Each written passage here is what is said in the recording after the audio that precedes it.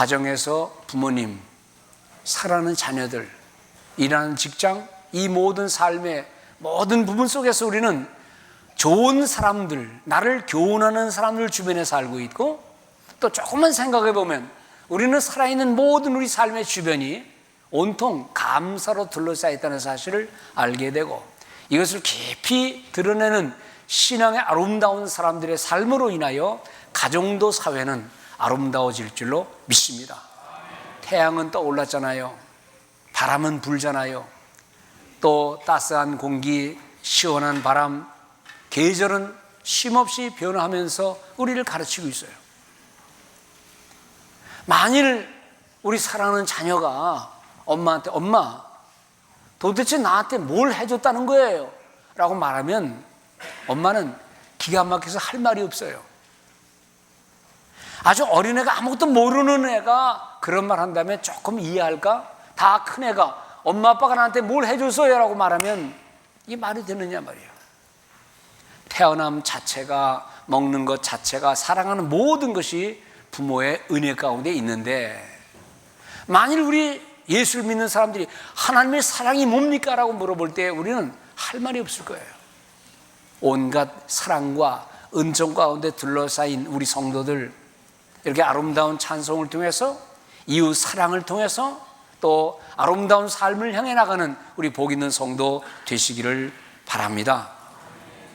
비록 문제가 있는 사회고 문제가 있는 국가이기는 하지만, 때로 속을 썩이는 그 자녀들이기는 하지만, 때로 후회하고 있는 내 자신의 모습이 간혹 있기는 하지만, 그러나 우리는 이 우리를 둘러싸고 있는 우리의 사회와 국가와 사회, 그리고 우리 모든 주변의 성도들, 주변을 둘러싼 모든 사람들에게 서로 고맙습니다, 감사합니다를 고백하는 우리 모든 성도 되시기를 바랍니다. 좀 돈이 좀 없어서 불편하기도 하고, 또 남들처럼 탄탄한 건강이 있으면 저 좋기는 하겠지만, 그러나 그런 약간의 돈이 없음으로 인해서, 건강이 좀 모자람으로 인해서, 내 삶의 좀 실패로 인해서 오히려 그것 때문에 우리가 겸손해지고 없는 사람들을 이해할 수 있고 병든 사람들을 이해할 수 있다면, 내 몸에 이런 모든 약한 것들이 오히려 하나님 앞에 또 다른 감사의 조건이 되는 줄로 믿습니다. 평소에도 늘 그렇게 많이 감사합니다, 땡큐라고 말했겠지만, 특별히 오늘 추수감사주의를 맞이해서 한번 우리 주변에 있는 분들에게 고맙습니다, 감사합니다 한번 많이 말씀하시길 바랍니다. 한 10초 기간을 줄 테니까 고맙습니다, 감사합니다.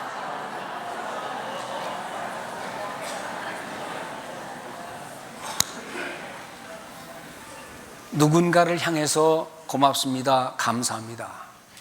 때로는 돌아가신 부모님을 생각하면서도 고맙습니다, 감사합니다를 고백할 수 있고, 이 자리에 와 있지는 않지만 이미 이 세상을 떠나신 분을 향해서라도, 또 어쩔 수 없이 이 자리에 오지 못하신 분들을 위해서라도 우리가 항상 감사한 마음을 갖고 고백하는 성도들, 감사합니다를 고백하는 성도들 되시기 바랍니다. 효자 효녀가 이제 집에 어머니 아버지 찾아뵈러 갈 때 뭘 갖다 드릴까? 뭘 사드릴까? 뭘 가져갈까? 착한 며느리는 남편이 부모님 집에 빈손 갈 때에 여보 그냥 가면 안 되지요, 뭘 사다 드립시다. 뭘 사죠, 그냥 가지. 이 바보 같은 녀석이 또 그냥 가자 그러면 착한 며느리는 남편을 잘 달래서 아니요, 그냥 갈 수 없지요, 뭘 가져가야 됩니다. 친구집을 방문할 때 뭘 들고 가지? 누굴 만날 때 뭘 선물 줄까? 항상 뭐를 가지고 가려고 하는 이런 착한 마음을 가진 우리 성도님들처럼, 오늘 이 미가서에 있는 기자가 이렇게 말합니다. 선지자가 말씀하기를, 우리가 뭘 가지고 주님 앞에 갈 수 있습니까? 우리 자녀들이 교회 갈 때에 우리 부모님들이 그래요. 헌금 준비했어? 옷 잘 입었어? 가져가야 될 것을 늘 가져갑니다. 그런데 정말 우리 하나님 앞에 우리가 뭐를 가지고 나가야 될 것인가, 뭐를 가져가야 될 것인가, 오늘 성경은 우리에게 말씀합니다. 미가 선지자는 그 당시가 목축 시대이기 때문에 하나님 앞에 갈 때에 늘 가져갔던 게 있었어요. 여기 본문에 있는 대로 1년 된 송아지를 가지고 갈까? 1년 된 송아지, 얼마나 토실토실하게 살이 졌을까요? 얼마나 귀한 걸까요? 그걸 가져갈까? 그 다음에 또 하는 말이, 아니, 천천의 수양, 즉 thousands of lambs, 수천 마리 양떼를 주님 앞에 갖다 바칠까? 또 말하기를, 아니, 만만의 강수 같은 기름을, 그 기름진 그 선물을 주님 앞에 가지고 갈까? 근데 마지막 한 번 더 떠서 뭐라는 거니? 내 허물을 위하여 내 맏아들을, firstborn, 처음 난 아들을 하나님께 갖다 바칠까? 이게 옛날 못된 신앙의 사람들, 몰록이라고 하는 이방 제사에서는요, 신에게 자기 아들을 갖다 바치는, 이거는 아무나 하는 게 아닙니다. 이런 못된 습성도 있었어요. 그러나 어쨌든 꼭 그것만이 연상하는 게 아니라 가장 좋은 선물을 드린다 그럴 때에, 목축 시대니까는 짐승 갖다 바치는 것 당연하지요. 그 당시 없는 사람들은요, 산비둘기를 가서 잡아서 갖다 바쳤어요. 아주 없는 사람은 조그만 곡식을 가서 주님 앞에 가져갔어요. 이걸 가져갈까? 주님이 뭘 원하실까? 이 미가 선지자가 말하는 이 모든 내용들은 먼 옛날 자기네 조상을 생각할 때에, 부모들을 생각할 때에 너무 감사한 게 많은 거예요. 그래서 뭘 갖다 바칠까? 보세요. 이스라엘 백성들이 400여 년 동안 노예살이 했어요. 애굽에서. 자식이 또 자식을 낳고 그 자식이 또 자식을 낳아도 몇백 년이 흘렀지만은 몇백 년 흐른 동안에 소망이 없어요. 왜요? 노예니까요. 그런데 하나님께서 모세를 통해서 이스라엘 백성들을 가나안 땅으로 인도했어요. 지금 그 모든 과거의 역사를 기억하고 있는 이 선지자는 이스라엘 백성이 마땅히 고맙고 감사한 마음으로 주님 앞에 드려야 될 것을 뭘 가져갈까? 그걸 이야기하고 있는 거예요. 참 착한 마음이죠. 과거를 잊지 않는 사람들, 현재 가나안 땅에 들어가서 이렇게 사는 모든 것이 하나님의 은혜다. 그래서 이 은혜를 잊지 않고 뭘 갖다 바칠까? 그런데 여기 나오는 모든 바치는 내용물들은 이스라엘 백성들이 아주 익숙한, 늘 그렇게 해왔던 아주 멋있는 제물일 수 있어요. 1년 된 송아지, 수천 마리의 양, 그 기름진 모든 짐승들, 그걸 주님 앞에 갖다 바친다. 얼마나 좋은 행위입니까? 그런데 이 미가 선지자가 하는 말은, 그것을 과연 주님이 기뻐하시겠느냐? 마음에 감사가 없고 말씀에 대한 순종이 없이 주님이 정말로 원하시는 것은 그런 물질이 아닌데, 심지어 가장 첫째 아들 되는 가장 소중한 존재를 하나님께 갖다 바친다 할지라도 주님이 원하시는 것은 그런 형식적인 것, 마음에 감사가 없는, 구원의 은혜를 알지 못한 채 그냥 형식적으로 드리는 모든 것들을 주님은 기뻐하지 아니하신다라는 교훈입니다. 미가 선지자는 우리에게 말합니다. 다시 말씀하기를, 내가 무엇을 가지고 주님 앞에 갖다 바칠 것인가? 그리고 그 당시 이스라엘 백성들이 늘 갖다 바치는 그런 외적인, 형식적인, 습관적인 그런 물질 아닌, 여기 말씀하는 대로 8절에 사람아, 주께서 선한 것이 무엇임을 내게 보이시느니 여호와께서 내게 구하시는 것은 오직 공의를 행하며 인자를 사랑하며 겸손히 내 하나님과 함께 행하는 것이 아니냐 하는 이 말씀입니다. 오늘 정말 주님이 우리 인생들에게 원하시는 것이 무엇입니까? 만약에 자식들이 부모님 찾아갔다고 해서 엄마 여기 있어야 하고 돈 덩어리 던져준다든지 고기 덩어리를 던져줄 때 부모가 원하는 것은 그런 게 아니라 그저 엄마 곁에, 아빠 곁에 있어서 부모를 존경하고 그 말에 귀를 기울이고 마음으로 사랑하는 그 마음의 자세를 원하는 것과 마찬가지로 우리 주님께서 원하시는 것은 형식에 지나친 어떤 외형적인 게 아니라 하나님 말씀을 마음에 두고 말씀에 순종하면서 첫째로 뭘 원해요? 공의를 행하라. 그 공의를 행한 열매를 주님께 드리라 이 말씀입니다. 이 공의라는 말을 다른 말로 공평을 행하며 정직을 행하며 평안을 행하며, 오늘 예수 믿는 사람들이 하나님께 드려야 할 진정한 선물은 무엇인가 하니 돈다발이 아니라 금송아지를 드리는 게 아니라 어떤 외적인 형식적인 예물을 드리는 게 아니라 정말 주님이 원하시는 것은 이 세상 살면서 공평한 삶을 살며, 공평하려면 어떻게 해야 됩니까? 많이 가진 자는 약한 자를 도와줘야 돼요. 많이 배운 자는 덜 배운 자를 무시해서는 안 돼요. 권력이 높은 자는 권력 없는 힘없는 자를 무시해서도 안 돼요. 하나님이 우리 모든 인생들에게 원하시는 것은 무엇입니까? 바로 이 공평한 삶을 행하라 이 말씀입니다. 오늘 이 사회가 눈물 흘리는 이유가 있어요. 이 사회가 총질하고 싸우는 이유가 있어요. 누가 누군가를 무시하고 너와 나 사이에 담을 쌓고 가진 자가 없는 자를 무시하고 권력 가진 자가 권력 없는 자를 누를 때에 오는 그 눈물과 슬픔을 이 사회가 가진 질병으로 보고 있어요. 여러분들, 오늘 예수 믿는 성도들이 하나님 앞에 갖다 바쳐야 할 진정한 삶의 자세는 어떤 다른 기름진 것 아니라 하나님 앞에 공평한 삶을 살고, 이 사회가 예수 그리스도 안에서 형제요, 자매요, 부모요, 자식이요 모두 사랑하는 사람이라는 사실을 깨닫게 될 때 하나님은 그 삶의 열매를 간구하신다는 이 진리를 믿고 따르는 성도들 되시기 바랍니다. 형제님 반갑습니다. 자매님 반갑습니다. 얘들아 참 반갑다. 이 교회 안에서 하나님을 믿는 모든 사람들 사이에 간격이 없어지고, 너와 나 사이에 간격이 없어지고, 빈부의 격차가 없어지고 아름다운 믿음의 사회를 만들어내는 이 아름다운 공동체의 삶을 우리 예수 믿는 사람들이 안 믿는 사람들에게 나가서 이뤄내는 아름다운 복된 일들 되시기를 바랍니다. 두 번째 뭘 원하느냐? 두 번째는 인자를 사랑하며, 인자, 사람인, 아들자, 사람의 아들이에요. 사람을 사랑하는 거예요.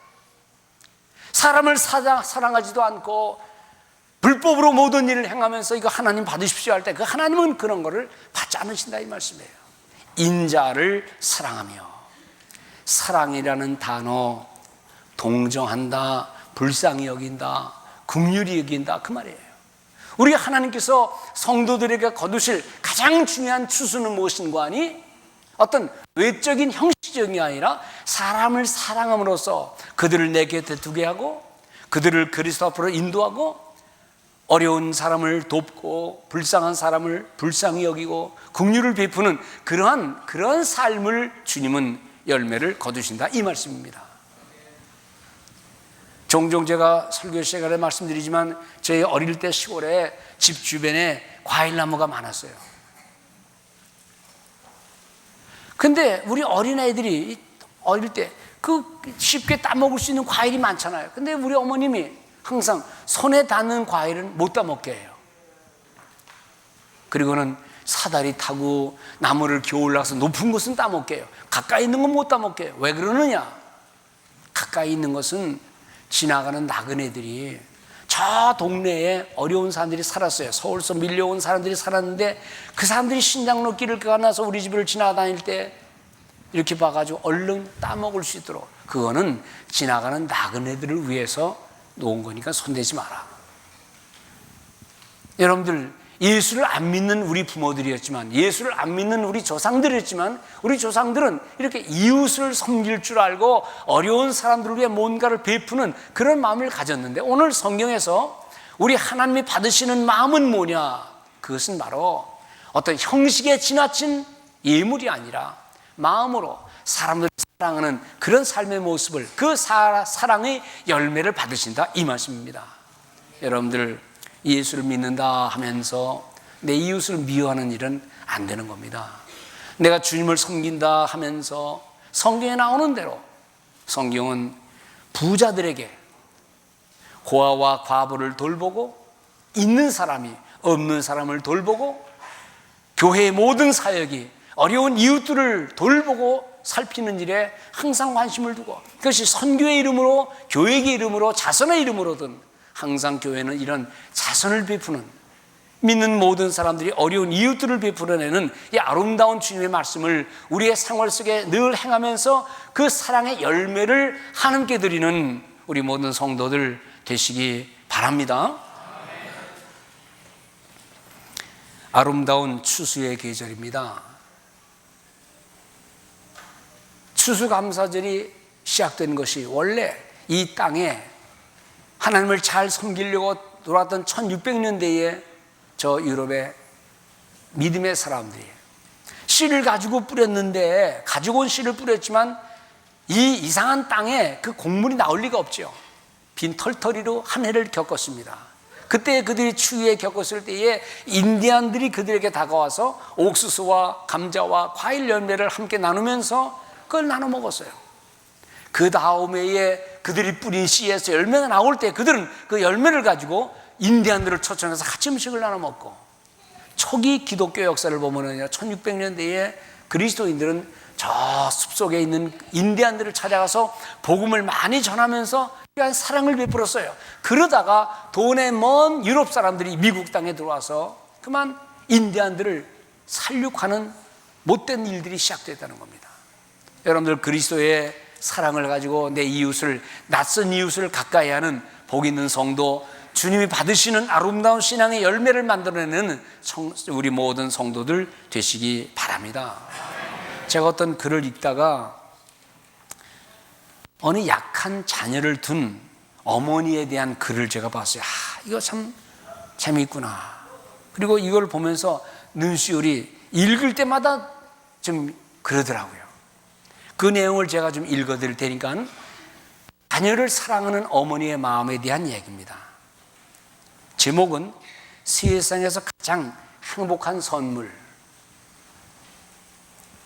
한 어머니가 처음으로 학부모 회의에 참석했을 때 유치원 교사가 말했다. 아드님한테는 병이 있는 것 같아요. 가만히 앉아있지 못하는 몸뚱아리를 막 비비 꼬는 증상이 있어요.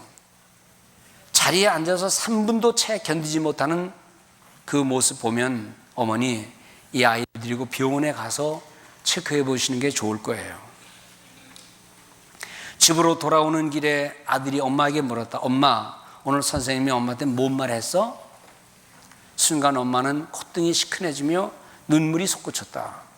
반 아이 40명 가운데 유독 자기 아들만 선생님 눈밖에 났기 때문이다. 그러나 엄마는 이렇게 말했다. 선생님께서 우리 아들을 칭찬하시더구나. 단 1분도 자리에 앉아있지 못하던 네가 지금은 3분 동안이나 견딘다고 말이야. 다른 애 엄마들도 모두 부러워한다는구나. 한 아이들 가운데 우리 아들이 제일 어른스럽단다. 그날 저녁 아들은 평소와 다르게 엄마가 일일이 먹여주지 않고도 밥 2그릇을 뚝딱 해치웠다. 그 아들이 자라서 초등학교에 입학했다. 학부모 회의에서 선생님이 엄마에게 이렇게 말했다. 이번 수학 시험에서 아드님은 전체 학생 50명 가운데 거의 꼴찌를 했어요. 그래서 말씀인데, 혹시 아드님의 지능지수가 낮은 게 아닌가 의심이 되네요. 교실을 나서면서 어머니는 또 눈물을 흘렸다. 그리고 집으로 돌아와 식탁에 마주 앉아있는 아들이 엄마에게 오늘 선생님하고 뭐 얘기했어? 하길래 엄마는 이렇게 말했다. 선생님이 우리 아들을 무척 기특해 하시더구나. 워낙 머리가 좋아서 조금만 더 노력하면 네 단짝 정도는 이길 수 있다고 말하는구나. 그 아이 이번에 겨우 21등 했다면서? 이 말에 아이의 눈에는 금방 생기가 돌았다. 아들은 놀라울 정도로 침착해져 갔으며 어른스러워져 갔다. 이튿날 아이는 평소보다 일찍 학교에 갔다. 아들이 커서 중학교에 입학했다. 학부모 회의에 참석한 어머니는 아들의 이름을 호명되기를 기다렸다. 그러나 회의가 다 끝나도 아들의 이름은 호명되지 않았다.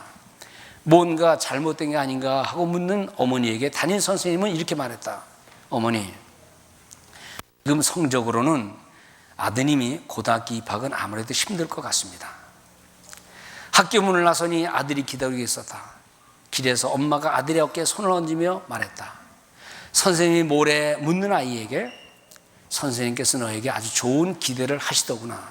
네가 조금만 더 노력하면 좋은 고등학교에 입학할 수 있다고 말하더라.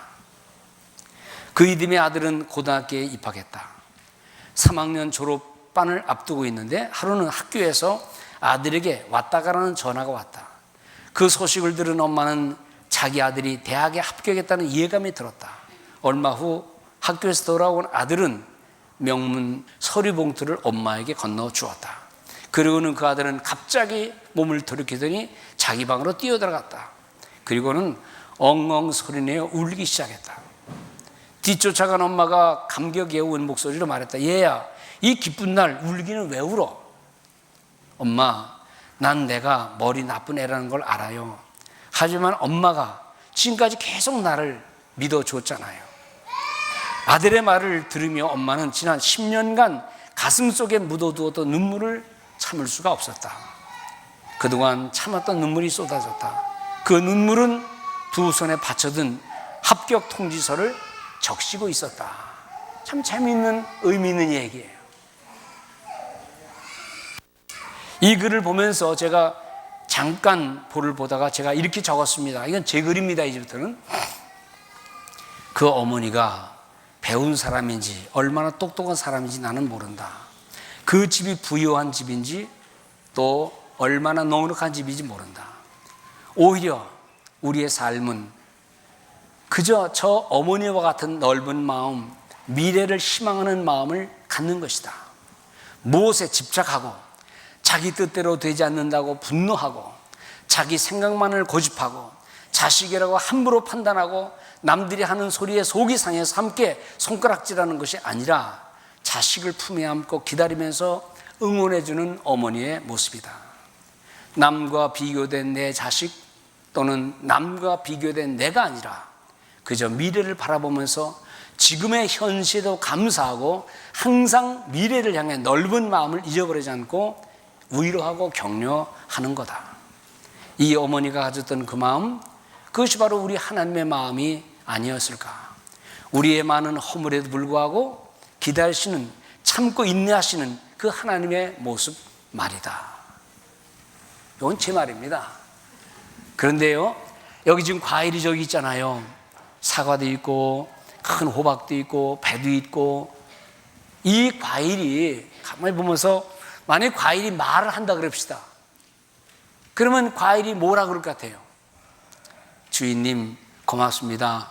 내가 덜 익었을 때에 너 왜 빨리 안 읽어? 그리고선 떨어버리지 아니하시고, 너는 왜 이렇게 조그매?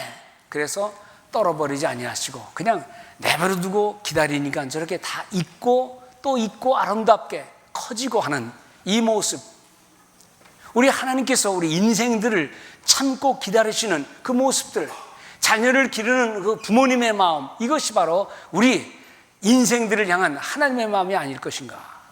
하나님의 은혜에 감사하는 성도들 되시기 바랍니다. 남들이 뭐라 그런다고 절망하지 말고, 남들이 손가락질한다고 나도 손가락질하지 말고, 그죠? 있는 자녀를 잘 보고 기다리는 어머니의 마음처럼 우리 하나님께서 우리를 그대로 인정해 주실 때 우리 하나님께서 우리를 통하여 어떤 삶의 열매를 만드실 줄로 믿습니다. 오늘 교회 처음 오신 분 계십니까? 또 삶의 절망 가운데 있는 분이 있습니까? 우리 청소년들도 마찬가지예요. 속상하고 기분 나쁜 일 있지만 그러나 참고 기다리시는 하나님의 사랑, 부모님의 사랑을 잘 먹고 지내면서 여러분들이 이렇게 좋은 추수의 열매로 성장하는 축복이 있기를 바랍니다. 오늘 미가서 선지자는 마지막 세 번째로 말합니다. 겸손히 네 하나님과 함께 행하는 것이 아니냐. 하나님께 드릴 가장 소중한 열매는 삶의 겸손입니다. 어떤 외적인 물질, 물건, 기름진 황소, 송아지, 양 드리는 그 어떤 외적인 형식에 치우친 것보다는 우리 마음을 다스리시는 하나님께서 날마다 우리를 겸손케 하실 때에 신앙의 아름다운 추수를 하게 될 줄로 믿습니다. 기도의 어머니라 알려진 어거스틴이 말하기를, 기독교에서 가장 중요한 것이 뭡니까? 라고 물으니 그분이 첫째는 겸손, 둘째도 겸손, 셋째 그것도 겸손입니다. 사랑과 겸손이 하나님과 하늘의 편이라면 교만과 자랑은 사탄의 편이라는 거예요. 사랑과 겸손이 우리 주님 편이라면 자랑과 교만은 마귀의 편이 된다는 겁니다. 그러므로 오늘 이 추수감사절 때 하나님이 길이 참으셔서 열매 맺게 하신 저 아름다운 추수처럼 하나님의 자비와 사랑, 십자가의 은혜, 우리의 허물과 죄에도 불구하고 하나님 우리를 늘 용서해 주시고 믿음 따라 살게 하시는 이 하나님의 은혜를 찬양하는 우리 모든 성도들 되시기를 바랍니다.